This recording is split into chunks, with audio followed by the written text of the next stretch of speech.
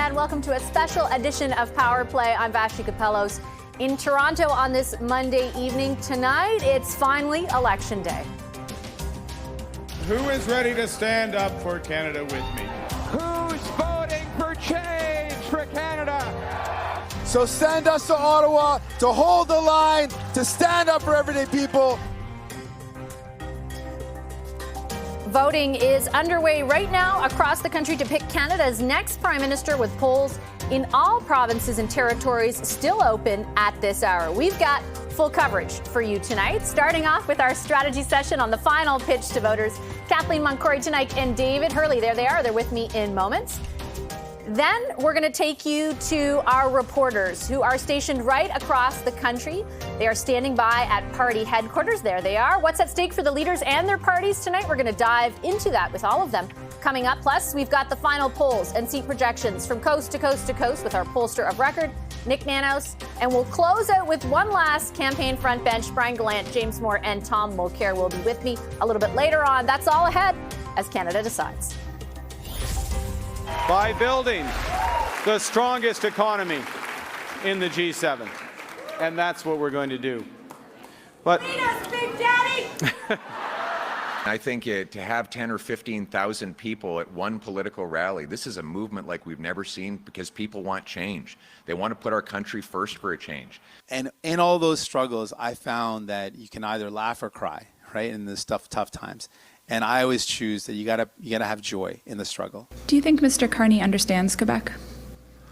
I think he does not give a damn. He will never say that he does not like us, but I don't feel the love. This is anti-democratic. This is a mistake. Jonathan Pedno will be on the stage tonight. Just a taste there of some of the notable moments from this whirlwind 37-day campaign. It's all led up today. Canadians are set to choose which party will form government and who will be the country's next prime minister at this critical moment for Canada. The leaders have now voted. There they are. And if you haven't hit the polls yet, there's still time to. Elections Canada has told us that already a record 7.3 million Canadians voted in advance polls. Here's a look at voting hours across the country. Polls in Newfoundland and Labrador are open until 8:30 local time. That's 7 o'clock Eastern. In the Maritimes, 8:30 local, 7:30 Eastern. You've got until 9:30 Eastern in Ontario, Quebec, and Nunavut. Over in Manitoba and Saskatchewan, you've got until 8:30 local time, 9:30 Eastern. Alberta and Northwest Territories, those polls stay open until 7:30 local. That's 9:30 Eastern. And in BC and the Yukon, you've got until 7 o'clock local or 10 o'clock Eastern. So how could this thing shake out? David Hurley is a former pollster and chief campaign strategist for the Liberals under former Prime Minister Paul Martin. Corey Tonight was Ontario Premier Doug Ford's campaign manager and former Director of Communications for Prime Minister Stephen Harper.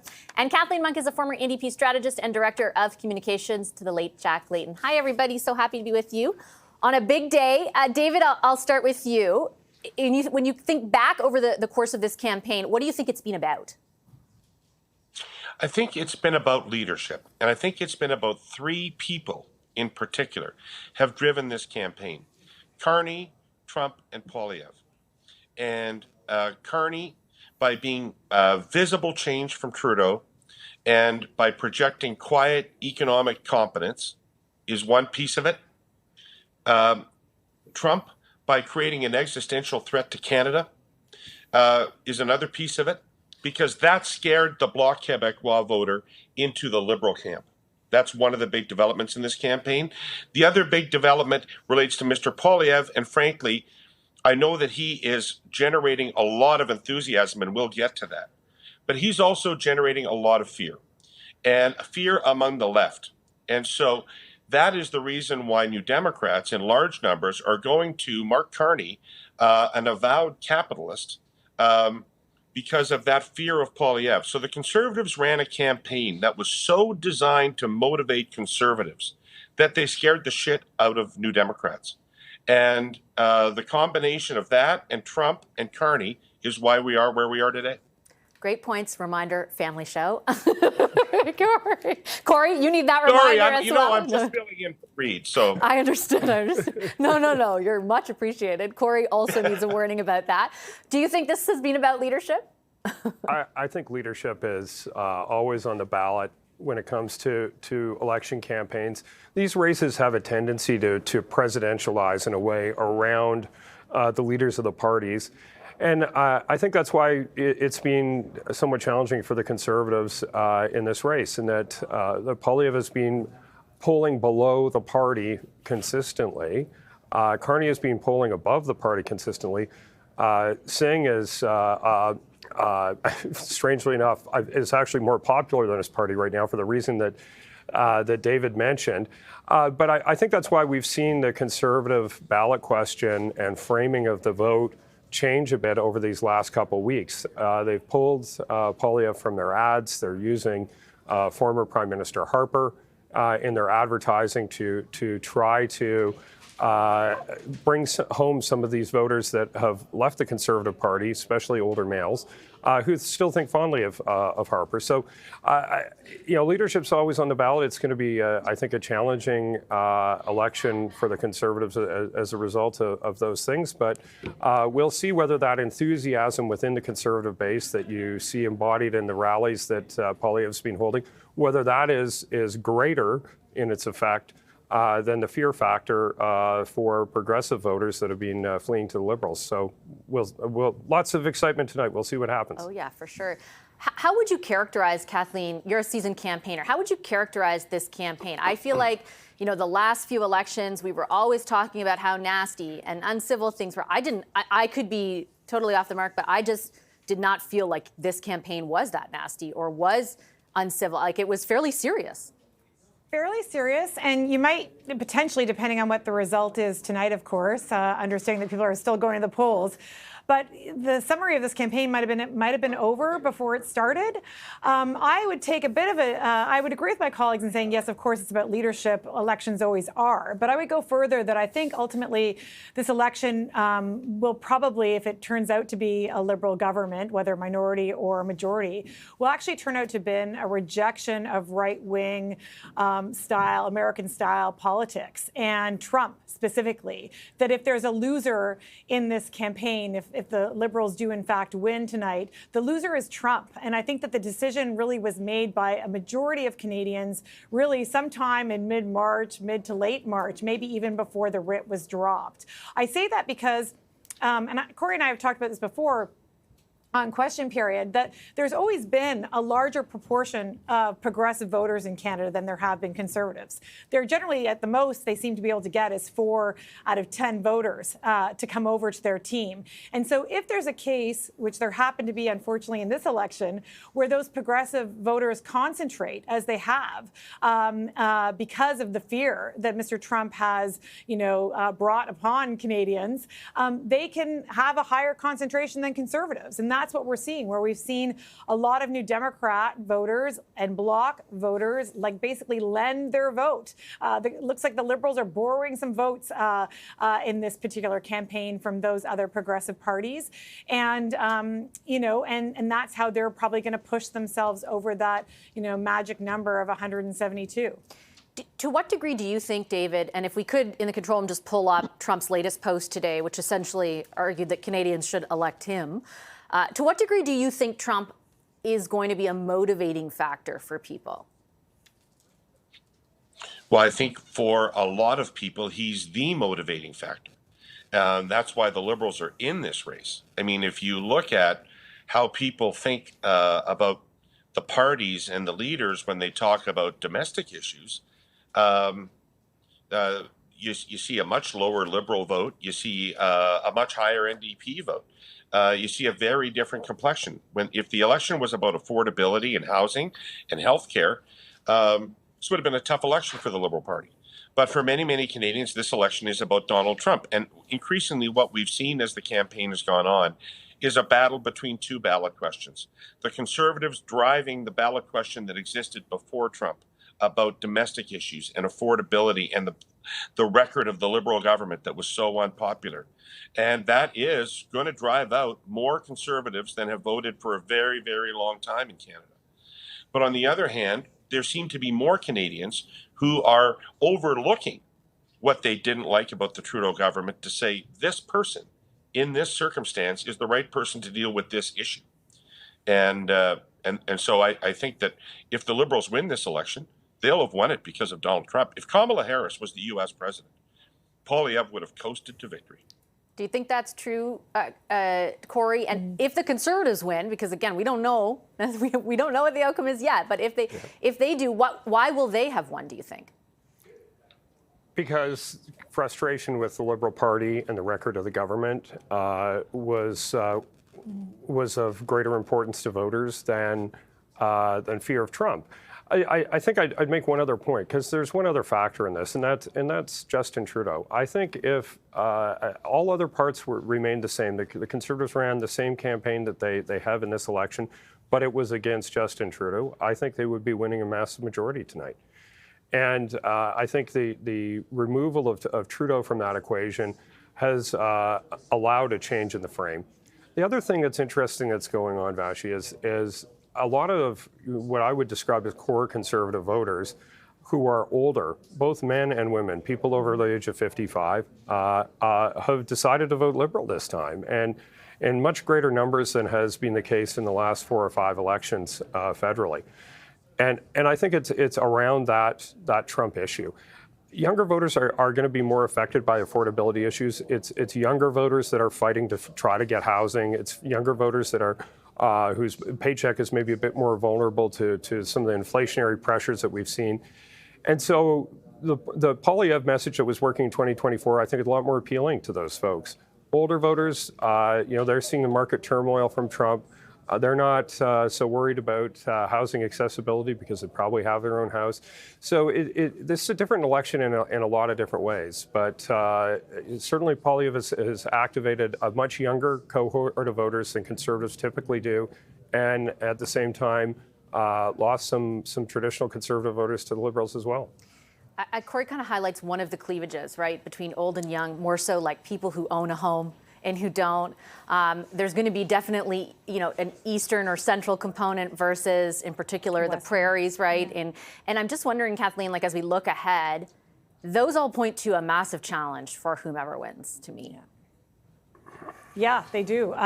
Whoever becomes prime minister is going to have a huge problem, particularly, I think, if it's, if the numbers are as tight as we're thinking, if it's like 42 to 42 or something like that. And we've seen in past elections, as you know, in 2021 and 2019, that in fact the Conservatives did better in the popular vote, despite not ever forming government. And so I think the next prime minister obviously has some challenges there. I guess the one thing I would add to build on the age differential is that I would just say it's not just the Trump factor that has driven those voters, 55 plus or older voters, over back into the Liberal camp.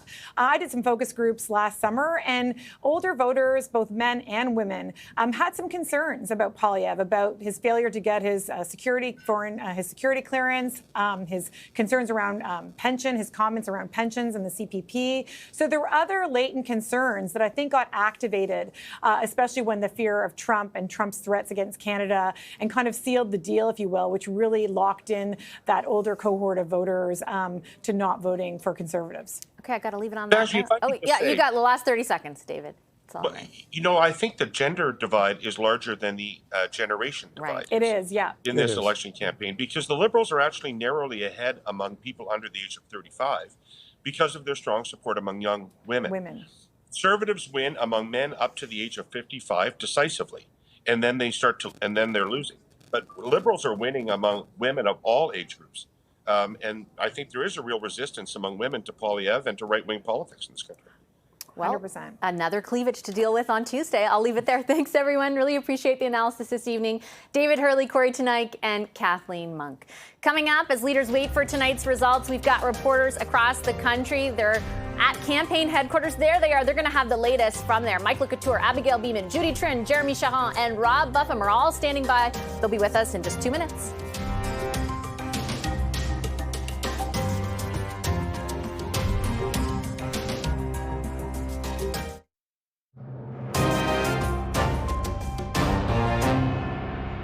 So I'm asking for your support to unite our nation through this crisis, to protect the values we share, to build an even better country. Change so that you can afford food and housing. Change, so you're safe on your streets. Change, so that we reverse Liberal economic weakness. So send us to Ottawa to hold the line, to stand up for everyday people, to fight for you, because we're never going to give up fighting for everyday people. It is an important election. Like any election is important. It should never be taken lightly. And one should never declare himself winner before winning. I enjoy campaigning. I love chatting with people at their doorstep and out on the street. But hey, I'm a workhorse, and where I do my work is in the Parliament of Canada. Please get out and vote. Please vote Green. Welcome back to a special edition of Power Play. Leaders there making their final pitches to voters over the weekend. Now they've all hunkered down to wait for tonight's results. Here's a look at where the leaders are tonight. Liberal leader Mark Carney and Conservative leader Pierre Poilievre are both going to be in Ottawa. NDP leader Jagmeet Singh will be in Burnaby. Bloc Québécois leader Yves-François Blanchet in Montreal, as well as Green Party co-leader Jonathan Pedneau. His fellow co-leader Elizabeth May will be on the other side of the country in Victoria. We do have reporters at all of the campaign headquarters across the country. They're standing by to share with us the reaction to the results as they come in. We're going to start with our senior political correspondent, Mike Couture, who is at Liberal campaign headquarters, as I mentioned, in Ottawa. Hi, Mike. Good to see you. What is the feeling in the campaign? I know the polls have pointed in their direction, but as many Liberals as I talk to are, they lived the past few years as well where they were double digits behind the Conservatives. Do they accept that, the polls are pointing in that direction, or are they worried? Yeah, I think, Vashi, it's cautious optimism because they know, and actually I had somebody in this room say to me, don't forget where we were about a month or 2 months ago. 20 points behind the Conservatives. That's why they are feeling that way. I've talked to a couple of MPs and people who are working on campaigns trying to save some seats or even take seats away from other parties. Again, it's that feeling of they think they've done enough. They think that Mark Carney has done enough to prove to Canadians that he really should be the person who's sitting across the table from U.S. President Donald Trump. And I say that because that has been the central theme of his campaign. He has tried to tell Canadians that he can be the adult in the room. He can be the one that will be fighting for Canadians. And he has said through his stump speeches that Canada will win if he is at that table. Now, Vashi, it's interesting, in the last couple of days, they've really been going on offense. And I think the best example of that was his 24-hour blitz that we went through yesterday, leaving Hamilton and then hitting 4 provinces in total, finishing in Victoria, British Columbia, and actually in Elizabeth May's riding. And they did that just before midnight. And it was interesting to watch him. He had a lot of energy in Edmonton. And then in Victoria, he was a little more serene and basically telling people that same stump speech, but at the same time, trying to tell them how consequential this is and why he believes he can be the person to lead this country. When we saw him get off the plane in Ottawa at about 8:15 in the morning today, he seemed like he was in good spirits. He seemed like he had some energy, and certainly feels like he has laid it out all on the ice, as he has also said during those stump speeches. So I think a lot of Liberals are going to be watching tonight with bated breath and thinking that this will be a good result. But again, from where they started, I don't think that anybody wants to get too far ahead of themselves. All right, Mike, thanks so much. Look forward to your reporting tonight. That's our senior political correspondent, Mike Couture at Liberal headquarters in Ottawa. Just down a few blocks away, we'll move to Conservative headquarters. Pierre Poilievre will also be in Ottawa. That's where our Abigail Beeman is stationed for the evening. Abigail, what are your conversations like with people in the party about what they think their prospects are tonight? Hi, Vashi. So when you go to the official campaign spokespeople, they say that they are full of optimism, that Canadians are ready for change, to parrot the Poilievre, one of many slogans, and that they just need people to get out and vote Conservative. But I've also been speaking to Conservatives, not, official campaign spokespeople, who are right across the country, and they paint a very different picture. I've heard everything from people who believe that there will be a Conservative minority win to Conservatives who say that it will be a toss-up between a Liberal minority and a Liberal majority. So I think the takeaway there is that many people expect a very tight race. I also want to talk about, we heard Mike talk about Mark Carney's last event or last day on the tour. And in terms of Pierre Poilievre, I was at his final rally in his own riding in Carleton last night. And what was very notable, what stood out to me was a phrase that we hadn't heard from Pierre Poilievre before. He said, no matter what happens tomorrow, I will be there to fight for you, to largely his own constituents in that riding there. And of course, that just left the question hanging in the air. Was Poilievre here the night before the election, the night before election day, acknowledging the possibility that the Conservatives may not form government? And that's certainly the first time that I had heard that from him in a stump speech on the campaign trail. So a lot of attention here, obviously, in this room, as it will fill in later on this evening as to what will happen, but many, many people expecting a tight race. All right, Abigail, thanks so much. Abigail Beeman for us at Conservative headquarters. Let's move over to New Democrats who will be in British Columbia. A lot of focus on whether or not they'll be able to maintain status as an official party. Our Judy Trin, I believe, is live on location in Burnaby, where Leader Jagmeet Singh will be this evening. Judy, the big question, of course, around we've been so focused on the Conservatives and Liberals, and so have Canadians in a way, that it could be at the expense of the NDP. Two things that I know I'm watching for. Tell me your perspective on this. A, do they retain official party status? B, does Jagmeet Singh retain his seat? That's right, Vashi. I mean, this is for the NDP, they are trying to project hope in a very difficult time, not only because it's a two-party race right now, but also they have been trying to campaign in the face of that immense strategy, the immense tragedy that happened at the Filipino festival that happened on Saturday. So these are the challenges. But what I can tell you is that because of redistricting in this, in particular, in Jagmeet Singh's riding of Burnaby Central, it actually had to draw in neighborhoods that predominantly voted for the Liberals. So he is in a neck-and-neck race to win his own riding. And I can also tell you that in regards to where the strength of the NDP is, it is in BC. Half of the seats that it owned, half of the 24 seats before dissolution was in Vancouver and British Columbia. So 12 out of 24 seats. But when I speak to voters here, what they tell me, and they are predominantly immigrant, they are actually talking about values that the Conservatives are espousing. They talk about what their concerns are. They talk about fighting crime. They talk about rampant drug use that they see. They talk about the fact that their vehicles have been stolen. So these are messages that may show that the Conservatives could see some strength here that could take the Liberals by surprise, but basically continue cutting into the NDP support.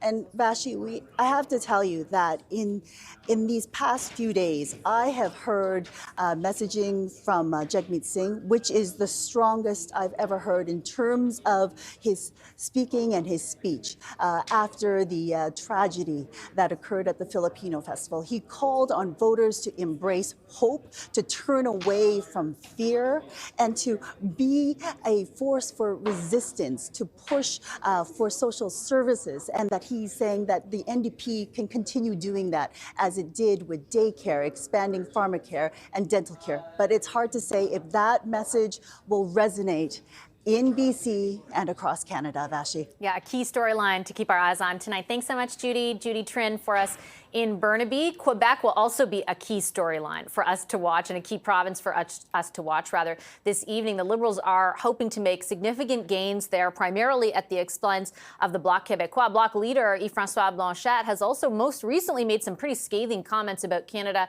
as a country in recent days, describing it as a, quote, artificial country with very little meaning. CTV's Jeremy Charron is in Montreal following that story tonight and the Bloc story tonight. Jeremy, I wanted to get a sense from you.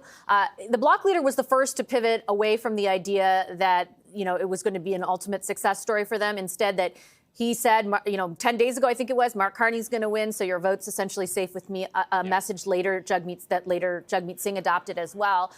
How is that translating behind the scenes? What do they think is going to happen tonight? Because there's been some tightening of the polls on their end as well. Yeah, absolutely, Vashi. Look, they're hoping, the Bloc Québécois is hoping that that shift in messaging has helped them, and some of the polling suggests it has. We saw this party struggle early on in this election, being a Quebec nationalist party, during an election where the main ballot box question, or the thing on many Canadians' minds, was Donald Trump, the trade war. Canadian pride has been kind of a point of contention throughout this election, and so that has been a struggle for Quebec, or Bloc Québécois leader Yves-François Blanchet in this election campaign, and we saw that through polling early on. There were indications that the Bloc could be losing a significant amount of seats to the Liberals. Post-debate, which is kind of in around that time, as you've touched on, when Bloc leader Yves-François Blanchet shifted his messaging, we've seen things tighten up a little bit. And so the Bloc are really holding on to hope that they're going to be able to hold on to some of the seats in those tight races. But certainly his shift in messaging seems to have made a difference here. What he's been telling people, as you've touched on for the last couple of weeks roughly, is that he believes Mark Carney and the Liberals will form government, and that so for that reason, Quebecers' votes are safe with him.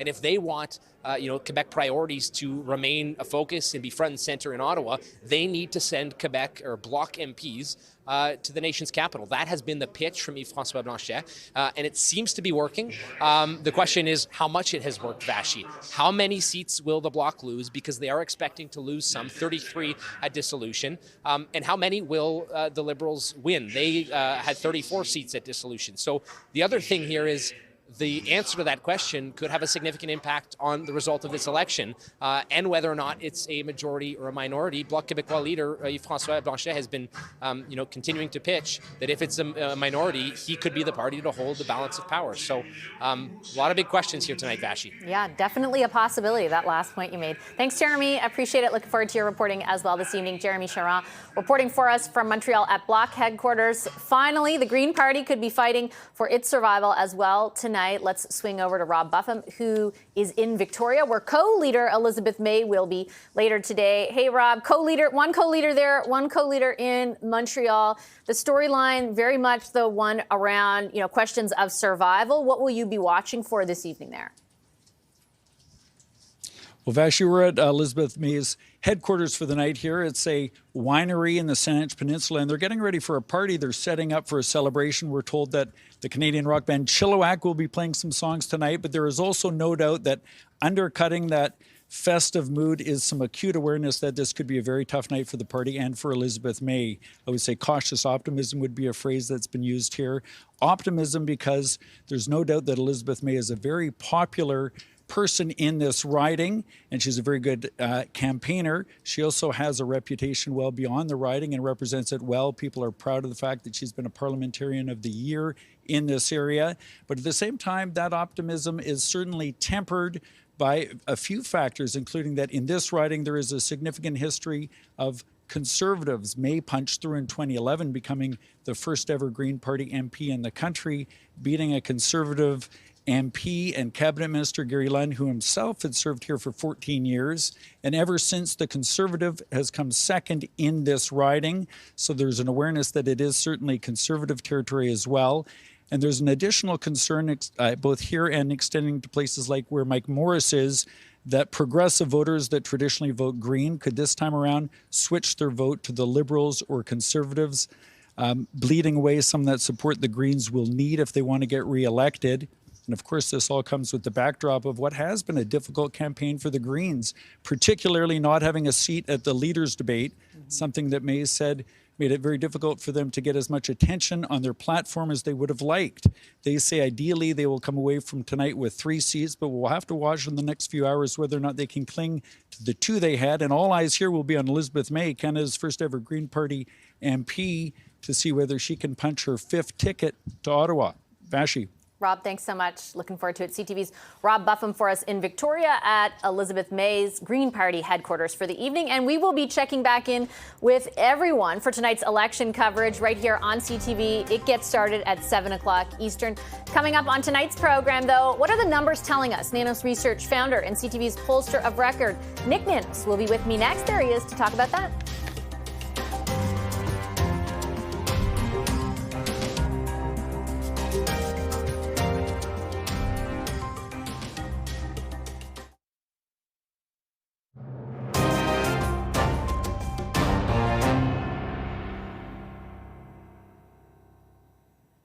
Welcome back to this special election edition of Power Play. As we reach the end of the campaign, we're bringing back someone who's been with us every step of the way, our pollster of record, the founder and chief data scientist of Nanos Research, Nick Nanos. Hey, Nick. Good to see you. Hey, Vashi. You did your final data set after, gosh knows, 37 other ones overnight. What did you find? Like, where did things settle from what you were able to discern?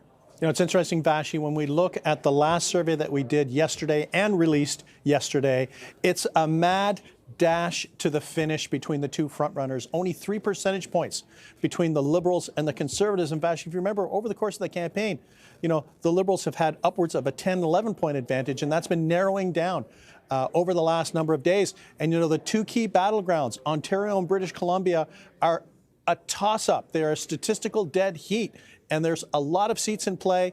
Those two provinces can really shape the form of the next government.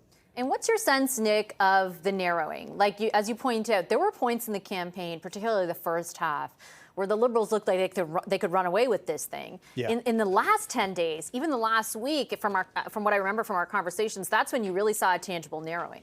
Absolutely. You know, the hype for the Liberals was actually around Liberation Day, April 2nd, when Donald Trump kind of slapped tariffs right around the world. And, you know, the thing is that Mark Carney responding as Prime Minister, all that kind of stuff helped the Liberals and helped them kind of boost their advantage. But after that was out, what we got was a focus on meat and potatoes issues, the rising cost of living, housing, stuff like that. And, you know, with the focus on what I'll say more traditional issues, it really leveled the playing field for the two frontrunners. And, you know, the thing is that, you know, for Pierre Poilievre and the Conservatives, you know, them being at around 40%, according to the survey that was released yesterday, you know, that is an excellent number. That's a historic. Guess what, Vashi? I am such a geek. I checked every election since 1930. And if the Conservatives can deliver 40% support, Pierre Poilievre will be in the same category as 2 John Diefenbaker wins, 2 Brian Mulroney wins, a Stephen Harper win, and check this out, R.B. Bennett from 1930. Holy You did moly. really go back. So, yeah. no, but, you know, it speaks to the context of, you know, in any other world, 40% for the party and especially 40% for the Conservatives would be a big win. But the Bloc is getting crushed. The NDP are getting crushed. And it's just tough for a party to try to form a government in a two-party race with only 40% support. It's fascinating. And I think part of that story is also what we call vote efficiency, which basically just translates into how easy is it to convert your popular vote into seats. And what is the story there historically? You know, historically what we've seen, especially in the last couple of elections, is that, you know, in the last 2 elections, we know that the Conservatives won the popular vote, but were not able to generate more seats than the Liberals. And a lot of this has to do with the prairies, you know, where the Conservatives have pretty comfortable margins in the prairies, and it's just inefficient at converting into seats as opposed to winning a whole bunch of seats across the country by lesser margins. You know, but you know the thing is that looking at the distribution right now, Ontario and British Columbia, because it's so tight, if something tilts one way or the other, if one party has a greater and better organization on election day to deliver their vote, it could be a bit of a game changer. So I would say, you know, I'm not going to say all bets are off, but we'll have to wait and see in terms of what happens when it comes to converting the vote into seats. Structurally, the Liberals have an advantage. The question is, will that continue in this election? Okay, final question for you is really about something that we will all have our eyes glued to. What's the magic number and the different scenarios that gets a party there? Yeah, well, the magic percentage, you mean, or the magic seat? The magic seat number. Pardon me. The magic seat numbers. The magic seat number is 172. But here's another thing: we've been crunching our seat projections every night. We do our own seat projections. In the last 7 days, the Liberals have gone down 20 seats, and the Conservatives have gone up 20 seats.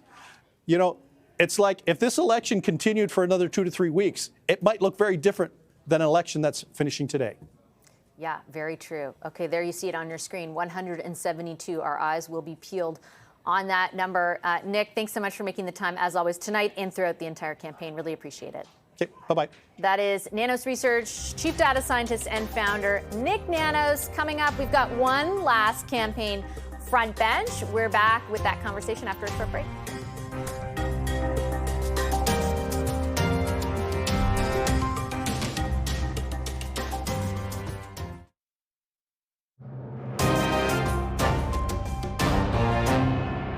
I'm asking for your vote to stand up to Donald Trump, to build a united Canada, to build a Canada.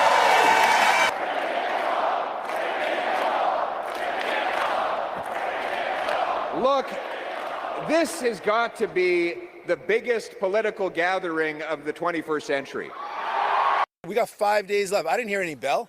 Did you guys hear a bell? This fight's not over. We're here fighting every single day. We are, either we like it or not, part of an artificial country with very little meaning called Canada. I'll say this, the reason I'm optimistic is that in my riding of Saanich Gulf Islands, I'm in the lead. Doesn't matter how many media stories are out there saying, oh. Welcome back to our special election edition of Power Play. The first polls in Canada are set to close in less than 90 minutes in Newfoundland and Labrador, with the last polls closing at 10 o'clock Eastern in British Columbia and the Yukon. With more on what we should all be watching for tonight, let's bring in an election edition of our front bench. Former NDP leader and CTV News political analyst Tom Mulcair is with us. Former Conservative cabinet minister and now senior advisor at Edelman, James Moore, is here. And former Liberal New Brunswick Premier Brian Gallant is with us this evening. He's now the CEO of Space Canada. Hi, everybody. Hey, Vashti. Nice to see you. Tom, I'll start with you. If there is one storyline you're watching tonight, what is it? I'm going to watch what happens with the Bloc in Quebec, because I think that the GTA is going to be pretty well rock solid Liberal. There'll be a few exceptions, but it's going to be mostly theirs. But Quebec is going to decide a lot about this election, more than usual. And I think that the Bloc could be in for quite a tumble. And at dissolution, they had 33 seats. I think that they're going to be well below that. And that might be the tail of the tape in terms of the Liberal fortunes overall. James, is there something in particular that you've got your eye on tonight? It's kind of in phases, actually, as the polls close from east to west. I have sort of something for each region, but I'll stick to one. 343 seats in the entire Parliament of Canada. The last of those 43 that'll be counted are all in the province of British Columbia. The polling, the aggregators that try to predict the elections, they show that about 1 in 3 seats in the province of British Columbia are a toss-up, and it's a mix between Conservative and NDP or Conservative and Liberal or three-way fights. So the final constitution of this Parliament and what it looks like and who will be ahead and not could very well be decided in my home province of British Columbia. So I think it'll be a very fascinating last final mile of the night. At the very least, the NDP future will certainly be decided in that. At the most, as you point out, it could be the entire election. Brian, the same question to you. What's one thing you're watching for tonight? Well, two good answers by my colleagues. I'll pick something here in Atlantic Canada, and even more specifically, New Brunswick. Two ridings that will obviously come in before the vast majority of the country, since our polls will close earlier. Two ridings in New Brunswick that I'd be looking at, Fredericton and the riding of Miramichi-Grand Lake. So Fredericton is actually held by the Liberals, but it could be a tougher one this time around. I heard rumors that there were some polling in the region that said it might be tighter. What would be interesting there is if the Liberals pull it off, that probably means it's because the Greens and the NDP crater. That riding has sort of 3-4 parties fighting in that region typically. And then Miramichi-Grand Lake, held by the Conservatives right now. The outgoing MP is not running again. A MLA here in New Brunswick is running for the Tories. And then the Liberal candidate is the same candidate as last time around, who ended up losing, but was a minister actually under my government. So that riding, if it flips, those are two that I think could give us a bit of a picture of what's going on in Atlantic Canada for sure, and maybe give us a window into the rest of the country. Tom, I have only anecdotal evidence, but my sense is, given the conversations I've been lucky enough to have with people who watch this program and other things that CTV does, is that it is the most engaged I can remember Canadians on an election, but also all that preceded it, right? Because the drama actually really came prior to the campaign, both in a domestic way, but also, vis-a-vis Donald Trump. What is your impression of how engaged people are, and how do you think that might inform what ends up happening? I think that there was an objective measure of that with the 7.5 million Canadians who decided to go to the advanced polls. That's engagement. And it's very difficult to read something into that. You can't really determine in advance what's already in the ballot box for them. But you can sense that in the Canadian population, this is the most important election in a generation. It's also the first time in over a generation we've had essentially a two-way race. That's why it's been so tough for the third parties, whether it's the Greens or the NDP or indeed the Bloc. Everybody's just being pushed out of the way. It's a battle royal between two very opposing visions for the country. that of Pierre Poilievre's Conservatives and Mark Carney's Liberals. And we'll find out in a few hours which one of those prevails. It's, of course, all been tempered and conditioned by somebody who is not here, and that's Donald Trump. And that, I think, is still going to remain the ballot question. Which of those two is best positioned to be able to take on Trump, the tariffs, the threat to Canada's sovereignty? That is one of the things that will determine the result tonight. Well, you bring up a good point, which is that is definitely, James, the ballot box question, as the Liberals hope it to be, right? The question of how to navigate Donald Trump. The Conservatives ended up advocating for a different ballot box question, one around change. Do you think they're mutually exclusive, or do you think ultimately voters will determine one over the other? I don't. I mean, for 10 years, you know, the Liberals have been in governments, right? 3 successive mandates in a row. The idea to get a 4th mandate in a row, even with the new leader, is a bit of a reach. Obviously, you know, Mark Carney has changed the narrative. Donald Trump has changed the narrative again. But Pierre Poilievre has ceded the ground quite effectively for a very long time now about the lost decade of economic growth in Canada and what that's meant for Canadian families and their prosperity, the inflation crisis, rising debts on the family basis, all that stuff. So Donald Trump comes along and he changes the narrative, yes. But there's still a narrative out there that the biggest threat to Canada is the consequences of Donald Trump. It's not just on our national unity and national sovereignty, but also the cascade effect in the economy. So if Pierre Poilievre is seen as the right person to rebuild the economy and to have that forward-leaning agenda, and Donald Trump is threatening Canada and the consequences are economic, then that could be accretive with Pierre Poilievre. But clearly, I think there are 2 competing ballot questions, right? After 10 years, it's time for change.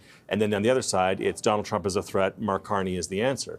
The question is, which of those voting cohorts has the greatest velocity and volume in order to deliver for either Pierre Poilievre or Mark Carney? I don't think they're entirely mutually exclusive. You can be really dissatisfied with 10 years of Liberals and also really dislike Donald Trump and vote Conservative. You can also be wanting change and really dislike Donald Trump and think that Mark Carney is sufficient change for you and be satisfied that vote will satiate those 2 needs. So we'll see which quantum will win tonight. Do you have an instinct, Brian, as to which one will bring voters out in greater numbers?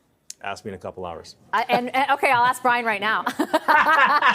So look, I agree with James and his analysis. So let me start off there. Second, I think if you would have asked all of us at the start of the campaign, it was pretty clear that for all Canadians, there was nothing else really on their minds other than Trump, other than our sovereignty, other than the economic pain that he was threatening to cause and then ultimately was trying to cause. So I think that was very clearly on people's minds. Now, did that seep in and it's enough for that to be the only thing going on right now? Maybe not. And frankly, probably not. I think there's no question that for years people had been talking about affordability and the cost of living crisis that so many Canadians were fighting. So I think that was built in too. So to James's point, I think both those things can be true at the same time.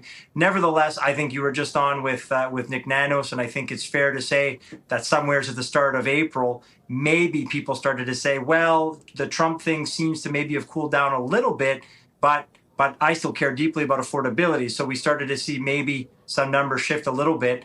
At the same time, though, I do think that the Liberals have tried very hard to do what they could to sort of obviously paint the picture that this isn't done, which obviously it isn't. I mean, Kuzma is obviously still something that needs to be negotiated. So are both of those top of mind for Canadians? I think absolutely so. Which one will end up winning? If I had to guess, I would probably say the Trump card, no pun intended, is one that you just can't get away from given what's happened over the last few months. I just have time for one last quick round. Tom, do you think any questions of leadership will be decided tonight depending on the outcome? Like, will any of the leaders make calls about their own future, or is that saved for another moment? I think it's saved for another moment, but I do think it's safe to say that the NDP's had a particularly tough time for the reason we were discussing earlier. It became a two-way race, and they got squeezed out, and probably squeezed harder than most, because there's a lot of mobility of their vote towards the Liberals. And I think it might be a difficult evening for Mr. Singh. Despite her brave words earlier, I also think that it could be difficult for Elizabeth May. You know what? It's concentric circles around the gravitational center, which is Montreal, and the red circles are going to be reaching out. It could even reach out to Mr. François. The bloc, might actually reach right out to his riding. It's quite possible. James, your thoughts on Poilievre? I mean, if he's able to secure 39% of the vote and still lose, I don't see him trying to go anywhere, but I may be wrong. Look, Pierre Poilievre has been one of the most successful leaders in a very, very long time, certainly since Stephen Harper, in terms of fundraising, caucus solidarity, the energy. He might have the highest voter turnout and just raw vote totals as a percentage of the voting base of the country of any leader that we've seen in almost 40 years. I mean, that's a pretty good starting point. And I think he's got a firm grip on the party. I agree with Tom, though. I think Jagmeet Singh will lose his riding. This is his third campaign.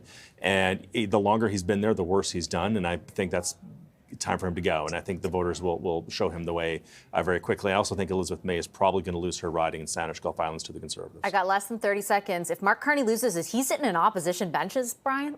Well, I think he'll be given the chance to do so. I mean, he took a party that was in disarray and gave it a shot.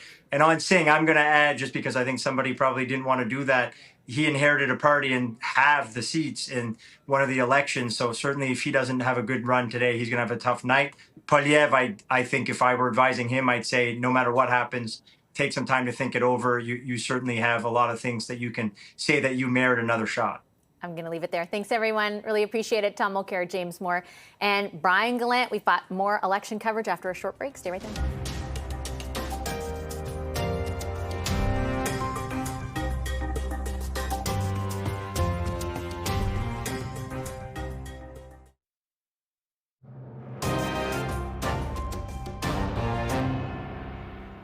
Welcome back to Power Play. Let me show you that the next polls, the first polls, are about to close just over an hour from now.